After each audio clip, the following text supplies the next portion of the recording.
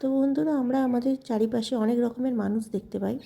কিছু অর্থলোভী ও কিছু স্বার্থলোভী মানুষ আছে এদের মধ্যে, যারা নিজেদের স্বার্থ চরিতার্থ করার জন্য বা কিছু অর্থের লোভে অন্য মানুষদের ওপর বিভিন্ন রকমভাবে মানসিক টর্চার করে থাকে। যেমন ধমকি, হুমকি বা মিথ্যে কথা, মিথ্যে আরোপ দেয়া এইসব।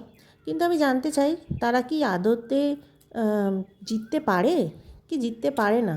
এগুলি করে হয়তো কিছু টাকা পেয়ে থাকে, কিন্তু বা কিছু স্বার্থ তারা ঠিক করে তারা যে স্বার্থটা চাইছে সেটা মিটিয়ে নিতে পারে।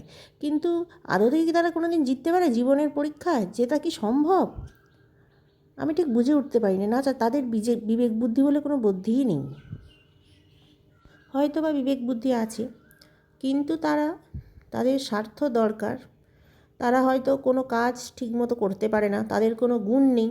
সেগুলি করার জন্য, অন্যকে নিচে দেখানোর জন্য তারা সারা জীবন ধরে বিভিন্ন মানুষের পিছনে কলকাঠি মারা, তাকে অপমান করা, তার পিছনে হাজার রকম চক্রান্ত করা, এগুলি করে থাকে। কিন্তু আমার মনে হয় না তারা জিতে শেষে অবধি জিততে পারবে বলে বা পারে বলে। কোনো দিনই সম্ভব নয়। পরের ক্ষতি করলে নিজের ক্ষতি হবেই, এটা তো মনে হয় ঠিকই।